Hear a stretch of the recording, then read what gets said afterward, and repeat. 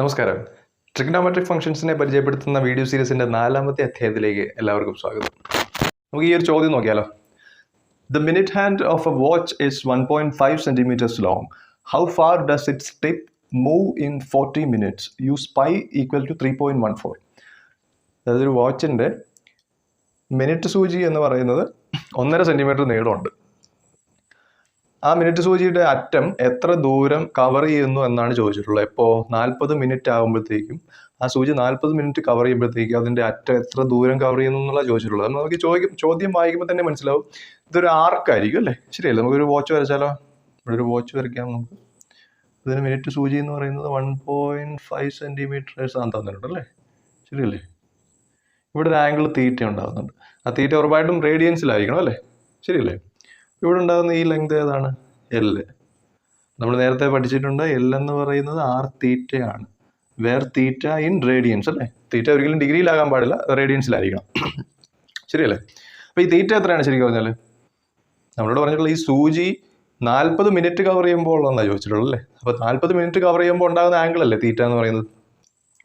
നമുക്കറിയാം ഈ സൂചി ഇവിടുന്ന് തുടങ്ങി ഇങ്ങനെ കറങ്ങി ഇവിടെ എത്തിക്കഴിയുമ്പോൾ എത്ര മിനിറ്റ് ഉണ്ട്? 60 മിനിറ്റ് അല്ലേ? ഒരു ഫുൾ കറക്കം എന്ന് പറയുന്നത് 60 മിനിറ്റ് അല്ലേ? ശരിയല്ലേ? അപ്പോൾ 60 മിനിറ്റ് എന്ന് പറയുന്നത് എത്ര ആംഗിളാണ്? 360 ഡിഗ്രി അല്ലേ? ഒരു ഫുൾ കറക്കം എന്ന് പറയുന്നത് 360 ഡിഗ്രി അല്ലേ? 360 ഡിഗ്രിയുടെ കറസ്പോണ്ടിങ് റേഡിയൻ മെഷർമെന്റ് എത്രയാണ്? 2π റേഡിയൻസ് അല്ലേ? ശരിയല്ലേ? അതായത് 60 മിനിറ്റ് എന്ന് പറയുന്നത് 2π റേഡിയൻസാണ്. ശരിയല്ലേ? നമുക്ക് എത്ര കണ്ടുപിടിക്കേണ്ടത്? 40 മിനിറ്റ് എത്ര റേഡിയൻസ് ആണെന്ന് കണ്ടുപിടിക്കേണ്ടത്. ശരിയല്ലേ? അതായത് തീറ്റ ഇവിടെ വരും. ശരിയല്ലേ? 60 മിനിറ്റ് എന്ന് പറയുമ്പോൾ ഒറ്റ കറക്കം, ഒരു ഫുൾ കറക്കമാണ്, 2π റേഡിയൻസ് ആണ്. നമുക്ക് കണ്ടുപിടിക്കുന്നത് 40 മിനിറ്റ് ആണ്. 40 മിനിറ്റ് ഇതിൻ്റെ ആംഗിളാണ് തീറ്റ എന്ന് പറയുന്നത്. ശരിയല്ലേ? അപ്പോൾ തീറ്റ എത്ര വരും? തീറ്റ എന്ന് പറയുന്നത് 40 × 2π ഡിവൈഡഡ് ബൈ 60 എന്ന് വരും അല്ലേ? ഇതും വെട്ടിപ്പോയിട്ട് 2 3 4π/3 എന്ന് വരും അല്ലേ? അപ്പോൾ തീറ്റ ഇതിൽ 4π/3 എന്ന് കിട്ടി. ഇനി നമുക്ക് ഈ ഫോർമുലയ്ക്കകത്ത് ഇട്ടിട്ട് എൽ കണ്ടുപിടിക്കത്തില്ലേ? അപ്പോൾ എൽ എന്ന് പറയുന്നത് ആർ എത്രയാണ്? ആർ എന്ന് പറയുന്നത് 1.5 സെന്റിമീറ്റർ അല്ലേ? 1.5 × തീറ്റ 4π/3. ഈ പൈ എത്ര ഉപയോഗിക്കണമെന്നാണ് ചോദ്യത്തിൽ തന്നിട്ടുള്ളത്? 3.14 ആയിട്ട് യൂസ് ചെയ്യണം അല്ലേ? അതായത് 4 × 3.14/3 എന്ന് എഴുതാം. ശരിയല്ലേ? ഈ 1.5 × 2 അല്ലേ 3 എന്ന് പറയുന്നത്? ഇത് വെട്ടിപ്പോയി. ഈ 2 4ഉം വെട്ടിപ്പോയി അല്ലേ? ശരിയല്ലേ? അതായത് 2 × 3.14 അത് എത്രയാ? 6.28 വരും അല്ലേ? അപ്പോൾ എൽ എന്ന് പറയുന്നത് 6.28 എന്ന് കിട്ടി. ഈ നീളം എന്ന് പറയുന്നത് 6.28 എന്ന് കിട്ടി. അതിൻ്റെ യൂണിറ്റ് എത്രയാ? ഇവിടെ നമ്മൾ സെന്റിമീറ്റർ അല്ലേ ഉപയോഗിച്ചത്? അപ്പോൾ ഇവിടെ സെന്റിമീറ്റർ തന്നെ.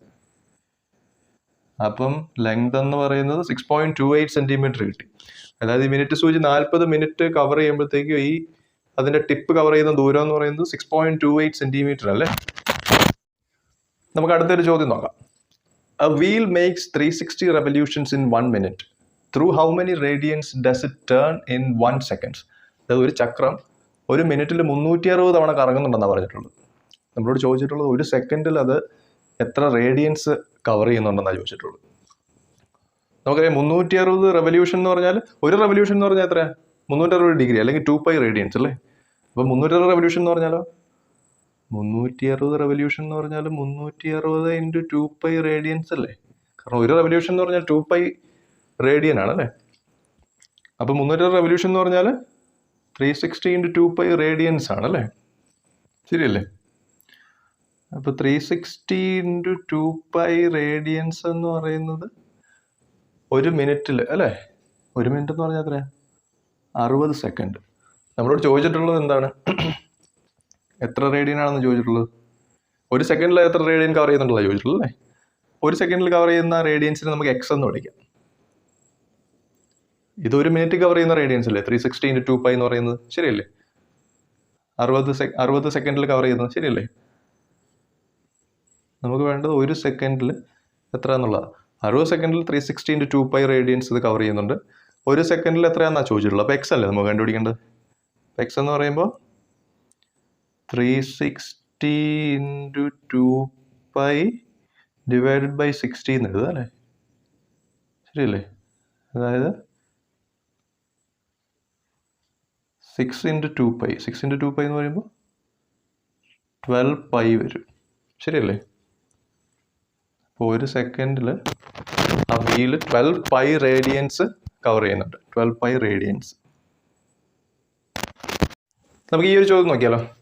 Find the angle in radian through which A pendulum swings if its length is 75 centimeters and the tip describes an arc of length 10 centimeters, 15 centimeters and 21 centimeters. അതായത് 75 സെൻറ്റിമീറ്റർ നീളമുള്ള ഒരു പെൻഡുലം 75 സെൻറ്റിമീറ്റർ നീളമുള്ള ഒരു pendulum ഈ മൂന്ന് കേസുകളിൽ ഇത്ര ആർക്കുകൾ ഉണ്ടാകുന്നുണ്ട്. 10 സെൻറ്റിമീറ്റർ ആർക്ക് ഉണ്ടാക്കുന്നുണ്ട്, 15 സെൻറ്റിമീറ്റർ ആർക്ക് ഉണ്ടാക്കുന്നുണ്ട്, 21 സെൻറ്റിമീറ്റർ ആർക്ക് ഉണ്ടാക്കുന്നുണ്ട്. ഈ ഓരോ കേസുകളിലും ഈ ആംഗിൾ എത്രയാണെന്നാണ് ചോദിച്ചിട്ടുള്ളത്. ഇത്രയൊക്കെ ആർക്കുകൾ ഉണ്ടാകുമ്പോഴത്തേക്കും അവിടെ ഉണ്ടാകുന്ന ആംഗിൾ തീറ്റ എത്രയാണെന്നാണ് ചോദിച്ചിട്ടുള്ളത്. അപ്പോൾ ഒന്നാമത്തെ കേസിൽ നമുക്ക് എടുക്കാം. ഒന്നാമത്തെ കേസ് എന്ന് പറയുമ്പോൾ എത്രയാ ലെങ്ത് എത്രയാ? ലെങ്ത് എന്ന് പറഞ്ഞിട്ടുള്ളത് 10 സെൻറ്റിമീറ്റർ ആണല്ലേ. നമുക്കറിയാം L = r തീറ്റ എന്ന് നമ്മൾ പഠിച്ചിട്ടുണ്ടല്ലേ. ശരിയല്ലേ? നമ്മളോട് ചോദിച്ചിട്ടുള്ളതാണ് തീറ്റ കണ്ടുപിടിക്കാൻ. തീറ്റ എന്ന് പറയുമ്പോൾ L/r എന്ന് എഴുതാം. ശരിയല്ലേ? അപ്പോൾ ആദ്യത്തെ കേസിൽ L/r നോക്കിയാലോ. ആദ്യത്തെ കേസിൽ ലെങ്ത് 10 സെൻറ്റിമീറ്ററാണ്. ശരിയല്ലേ? അതായത് 10/r എത്രയാ? 75 സെൻറ്റിമീറ്റർ. ശരിയല്ലേ? ഇത് വരുമ്പോഴത്തേക്കും 25 വരും, 15 വരും അല്ലേ. അതായത് തീറ്റ എന്ന് പറയുന്നത് 2/15 റേഡിയൻസ് നമുക്ക് കിട്ടി. ശരിയല്ലേ? ഇനി രണ്ടാമത്തെ ചോദ്യം നോക്കിയാലോ. രണ്ടാമത്തെ കേസിൽ L എത്രയാ? ഇവിടെ L എത്രയാ? 15 തന്നിട്ടുണ്ടല്ലേ. അപ്പോൾ തീറ്റ എത്ര വരും? തീറ്റ എന്ന് പറയുന്നത് L/r വരും അല്ലേ. L എത്രയാ?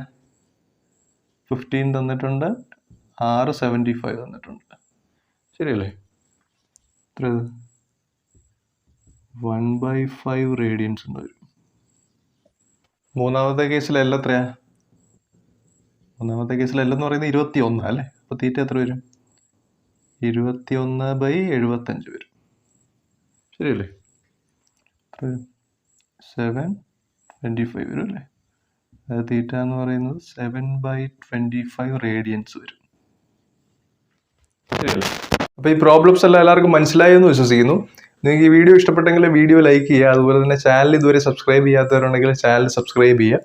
ചാനൽ സബ്സ്ക്രൈബ് ചെയ്യുമ്പോഴത്തേക്കും ബെൽ ബട്ടൺ അമർത്തി കഴിഞ്ഞാൽ ഓരോ പുതിയ വീഡിയോ അപ്ലോഡ് ചെയ്യുമ്പോഴത്തേക്കും നോട്ടിഫിക്കേഷൻസ് കിട്ടും നിങ്ങൾക്ക്.